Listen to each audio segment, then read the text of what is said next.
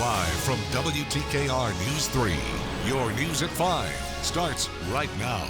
News 3 is tracking the tropics. Hurricane Dorian picking up strength as it barrels toward Puerto Rico, and Tropical Depression Aaron right off our coast. The impact we could see here in Hampton Roads. I'm scared to buy anything. You double think it, like, well, how can it get in my Jif jar? You know, like I don't know what's safe and what's not. A man says he found what he believes is a mouse inside his jar of peanut butter. News 3 speaks with him on how he says he made the discovery and how the company is responding to his gross accusations. A big shakeup at Virginia Beach City Hall as the city manager turns in his resignation. What a city councilman tells News 3 is the reason Dave Hansen is stepping down. Hello and welcome to News 3 at 5. I'm Todd Carrillo in for Les Smith. And thanks for the company. I'm Barbara Ciara. Okay, let's take a live look outside over downtown Norfolk, where we are tracking a cold front moving across Virginia that could bring a few showers, not to mention a few storms. For where they are right now, let's get straight to Chief Meteorologist Patrick Rocky in the First Warning Weather Center. Well, hi Todd, hi Barbara. Yeah, the cold front is pushing in our direction. It's not especially strong, so we're not expecting a lot in the way of wet weather, but it is strong enough to push Tropical Depression Aaron away from us. As we zoom in here a little bit closer, you see a line of showers that's been making its way through D.C. and is pushing right now toward the northern neck and the middle peninsula. And many of our northern communities, the best bet for some wet weather may be a rumble of thunder as we head through the evening hours. So there's our forecast. Time up here at the top of the screen, and you notice that kind of broken line of showers and maybe a stray thunderstorm as we head toward 9 o'clock tonight. Again, we'll have lost the heating of the day at that point, which helps fuel the storm. So the chance for storms will be going down the deeper into the evening we get. And then look at this, skies clear as we head toward tomorrow morning. So breaking it down hour by hour, is just a 25% chance for a stray shower or storm this evening, and then down to a 10% chance as we head overnight. So a shower, storm, not out of the question this evening, and then clearing skies overnight. We're going to kick off your Thursday with temperatures around the 70-degree mark. So Aaron is going to be moving away from us, but what about Dorian? We're going to have an updated forecast track just in coming up in just a couple minutes. Patrick, thanks. A state of emergency in Florida as Hurricane Dorian approaches. Right now, the storm is pounding the U.S. Virgin Islands. This is video from St. John's, taken just about 2 hours ago. The wind and rain just battering the island. The storm is headed for Puerto Rico. It could dump on up to 10 inches of rain and is likely to impact many of the areas hardest hit by Hurricane Maria just 2 years ago. And here's a live look at the rough surf at the Virginia Beach oceanfront. This is Aaron kicking up the waves off the Virginia and North Carolina coasts. We have been seeing the red flags up for 3 days now. You want to be super careful if you and your family are on the shore on the Atlantic coast. Stay with News 3 as the First Warning Storm Team keeps you updated on both of these tropical systems. It's a concern because, you never know what's going to happen. People, could just walking out the street could just shoot somebody. It's just a concern for all of us.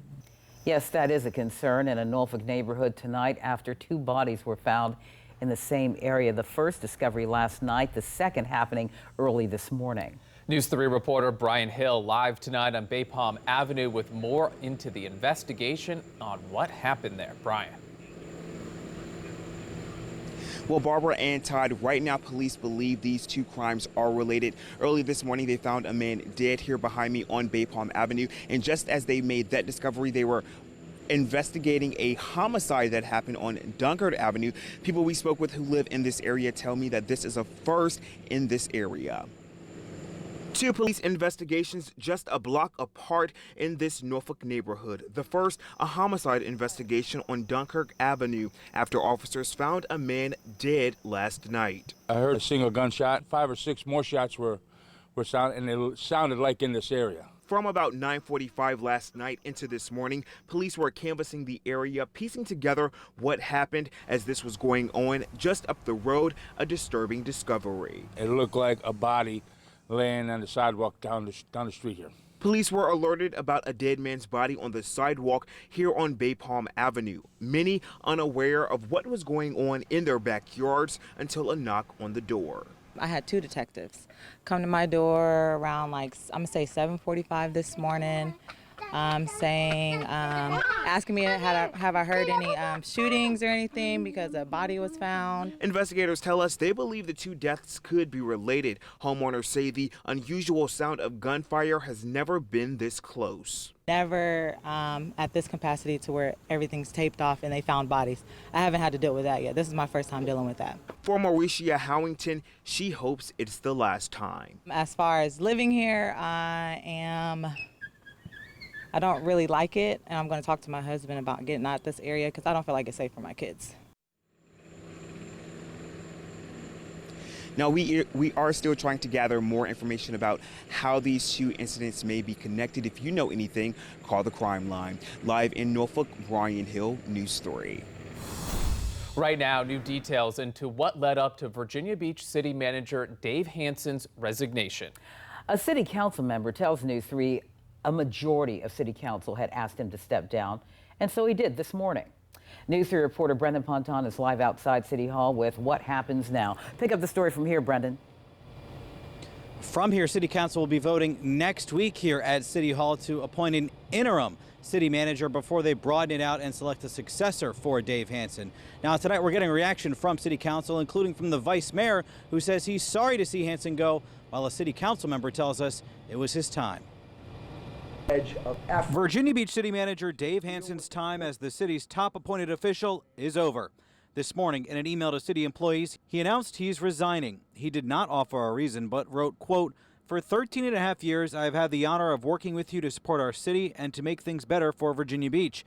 Thank you for believing in me and coming to work with good intentions and putting forth your best efforts." Hansen had been in the position since 2016 and before that was a deputy city manager. Vice Mayor Jim Wood says he's sorry it came to this. I wish he hadn't done it. I think Dave has done a really good job managing the city, and he's gotten us through a lot of very difficult times. But City Councilman Guy Tower says a majority of the council asked for Hansen to resign. Dave had lost confidence of a majority of the members. Hansen is known for his at times brash management style and at times ruffled feathers. People were not always pleased with, I wasn't always pleased with the way he did his job.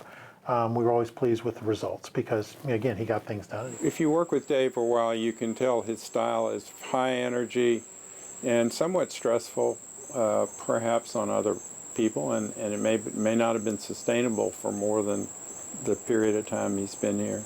Recently, Hansen led the city through the aftermath of the mass shooting at the Municipal Center, but neither Wood nor Tower think that had anything to do with his departure. And I thought Dave did a really good job, and I'm sorry to see him go. Well, I thought it was the right time to make a change with the city manager. And so Hansen left here at City Hall at about noon, and through a spokesperson, he declined to do any interviews. We're live in Virginia Beach. I'm Brendan Ponton, News 3. Choosy moms choose Jif. I mean, that's what we got, and lo and behold, there's a rat inside of your container. New at 5, a Yorktown man says he went to make a PB&J for himself and his toddler, but when he went to spread out the peanut butter, he says he believes a mouse or mouse parts were inside of his jar of Jif. Now, we want to warn you, some of the pictures may be disturbing. News 3 reporter Chelsea Donovan has the story. Well, as I'm spreading mine out, I'm like, oh my, what is it?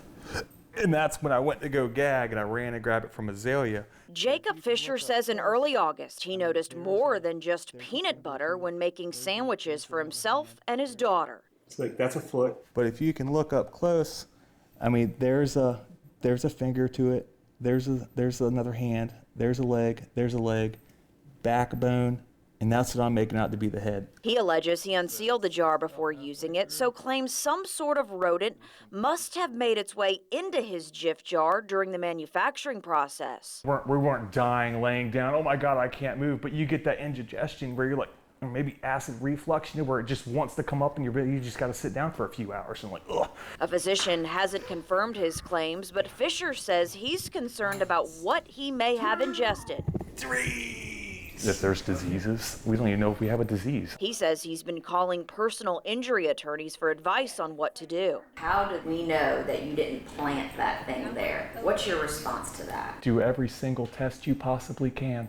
I mean, every single test you can, put me on a polygraph, it don't matter. I 100% know for a fact that that rat or that mouse has been in that thing since the day it was manufactured. We contacted Jif about Fisher's claims, which they believe to be impossible. They said during the manufacturing process, the jars are processed upside down. Air is blown into them, then they are flipped right side up, filled with peanut butter and sealed, eliminating the chance for a foreign object to enter.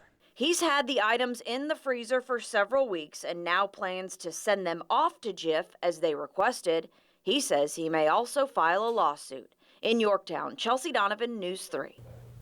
In addition, Jif told News 3 they have a quality assurance team that checks for foreign objects. Jif did confirm that they have spoken to Fisher multiple times, but can't move forward until he sends the product in for inspection. Hurricane Dorian picking up strength as it barrels toward Puerto Rico.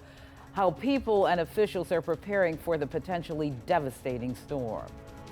And it was a sight for sore eyes. The sunshine broke out after several gloomy days, and we've got more sunshine on the way, but I'll let you know when we will go from sunshine to storms again coming up in your First Warning forecast.